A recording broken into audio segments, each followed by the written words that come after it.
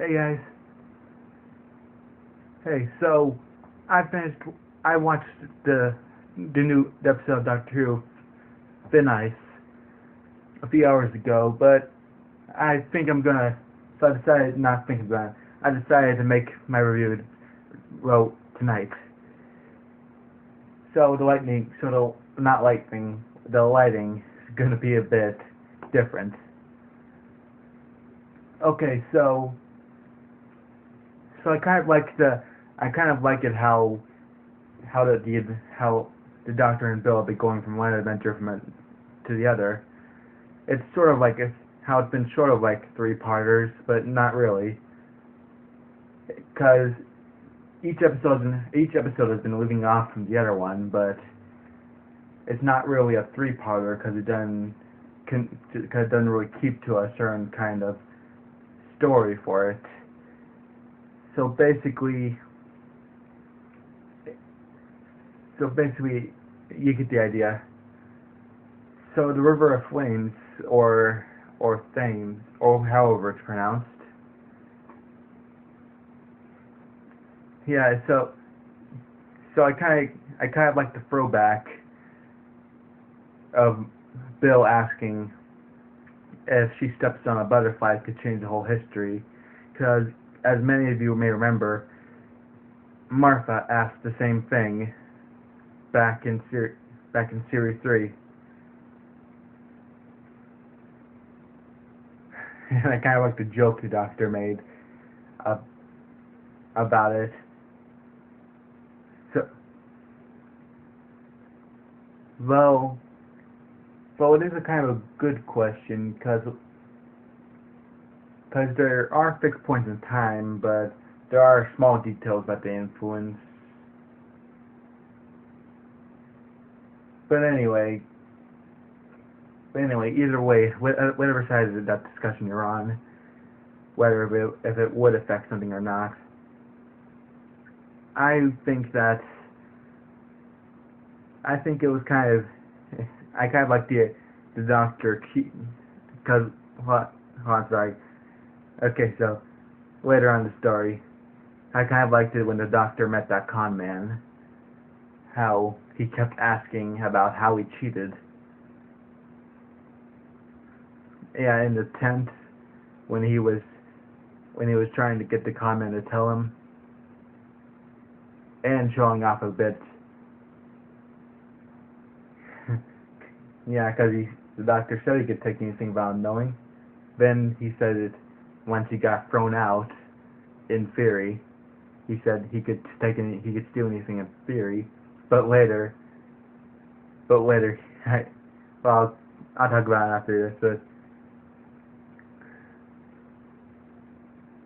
yeah, so the orphans or street kids, whatever you want to call them. Yeah, so it's so another thing I noticed in this episode is that how we kind of see again how the Doctor deals with his grief for the people who he sees die. Because Bill was because when Bill was lecturing him about how seeing, because last episode she saw a graveyard of bones, but this time she saw someone die right in front of her, and asking the Doctor how he can just move on from that, and the Doctor continuing avoiding the question. I guess it is kind of obvious that the Doctor doesn't want to talk about it. How he's seen people die, and he doesn't keep track of them, because he does know some amounts, but I guess eventually he would have had to lose count. So, and it was too bad he couldn't save that orphan boy Spider, I think they called him, and he just went for the screwdriver.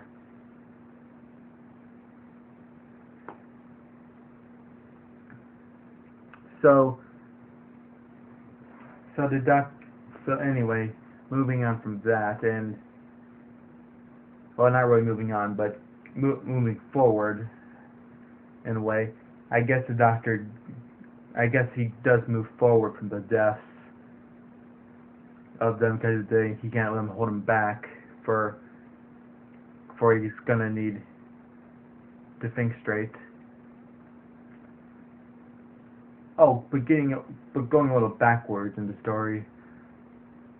Yeah, I knew the TARDIS could monitor the outside of it, but I didn't think it did area scans because it did that scan and it detected a life form underneath the ice.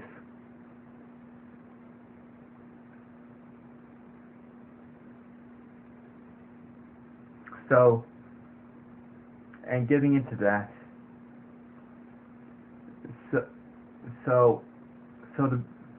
so I guess yeah, sorry, kind of getting a bit off track, but I'm just gonna keep moving forward with what I think was kind of funny. So when he found the orphan kids again, because him and Bill were investigating, I kind of found it funny that the doctor's just been carrying that bread in his hat, all that bread in his hat since the con man, and so because he said he could take anything, I just thought he took the one bread. I guess he took lots of bread.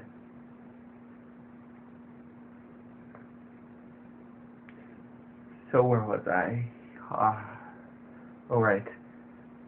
So I guess I'm going to move on to the creature now. So the creature under the ice. So we hear from pretty much the villain of this story, Sutcliffe, I think.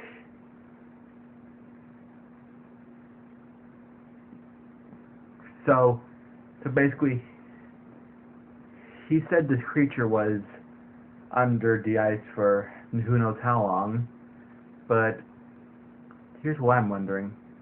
Who chained the creature underneath the ice? Or what chained it?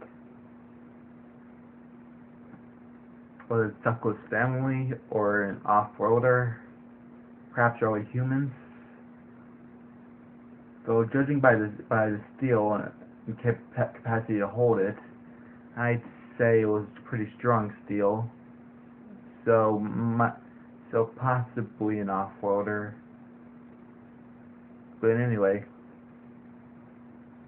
so hearing how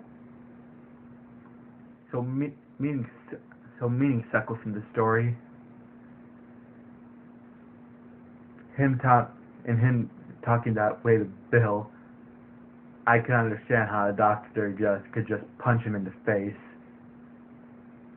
Yeah, I know the doctor's non-violent, but I guess even he doesn't let people talk that way to his companions or anyone.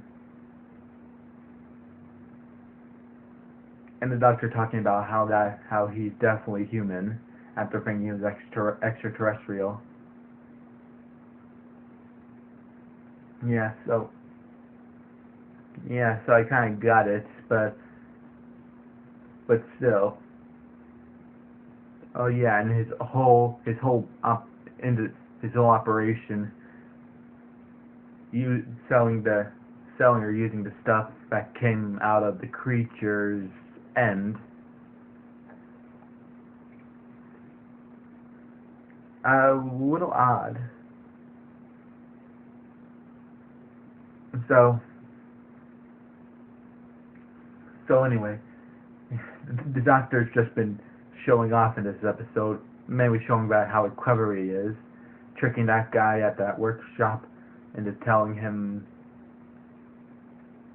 everything he wanted to know about Sutcliffe and this operation going on. Tricking that con or not really tricking the con man, but trying to get talking that way to the con man, trying to get the stuff out of him of how he can do that coin trick. So, and in the orphanage when he first meets them, the girl asking the doctor and Bill to help her find her dog, and the doctor just telling her how about how her plan's flawed.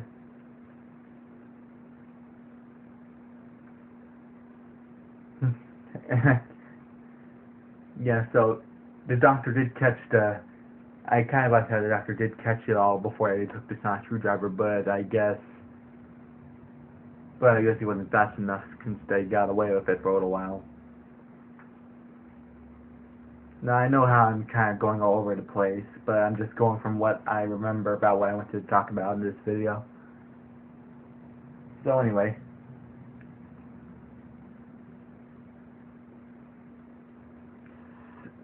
So Sutcliffe's plan to blow up the ice and feed everyone to the creature, pretty flawed, because the creature would still be seen underneath the ice. But anyway, I guess, but people do tend to move on from stuff like that. So, oh yeah, Bill in the tent screaming her head off. I'm not sure if anyone's ever thought of it before, but I was thinking, why hasn't anyone thought about that before? But still, people do tend to ignore things even as loud as that, and just keep going about their business. I'm pretty sure they all heard her. I just think they'll just all choose to ignore her. So, a little later, when the guy took the Dr. Sonic, the doctor just still wanted to get the Sonic back since he knew he couldn't save them. The boy or the man.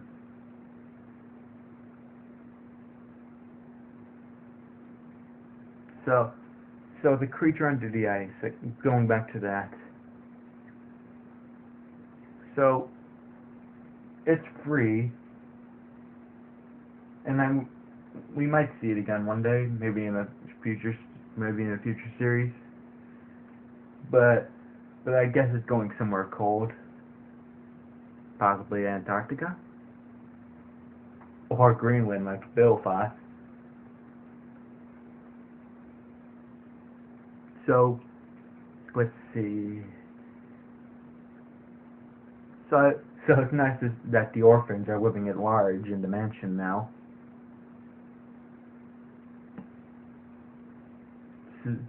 So, yeah, and Bill just searched later when they got back to the campus. Bill just searching for any mention of what happened there. Yeah, it just shows how people just want to or tend to ignore what they see.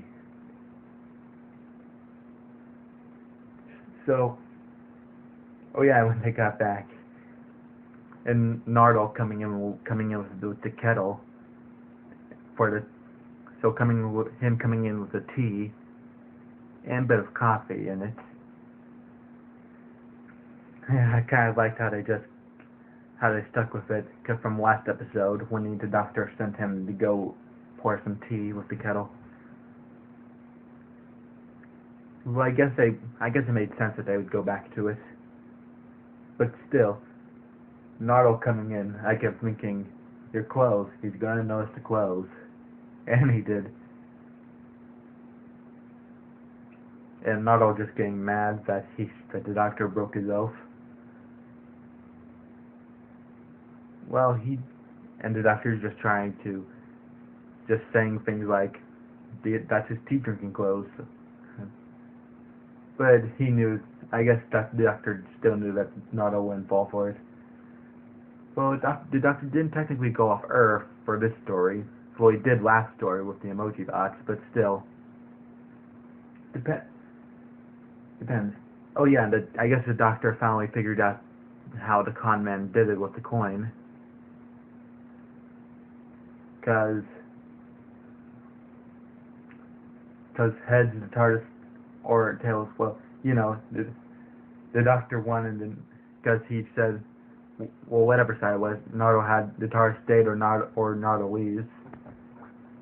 So, Doctor won, possibly with the con. But the thing I'm most interested in, is what's behind that door, behind the vault. Why is it so important? Well, we got a bit of a clue to what it is. There's someone behind that door. Someone that possibly knows the doctor in a way. I guess it'd be obvious that they know the doctor. But anyway, I have a theory. What if the doctor trapped Missy behind the door? Because in the trailer, I've heard other people who broke down the trailer see that Missy was locked up in a cage. Possibly she's behind the door, but it could be something else. Well, whatever it is, we'll find out soon enough. Well, it's gonna be a long wait.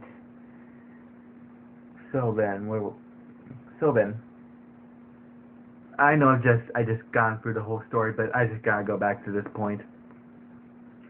Bill just thinking about how the con man made his bread from those fish that provided for the creature. How she was just thinking about, she ate the bread. She ate that bread. The fish was in the bread, and she liked the bread. Just thinking about all that stuff. So anyway, this has been my review for Doctor Who episode Thin Ice.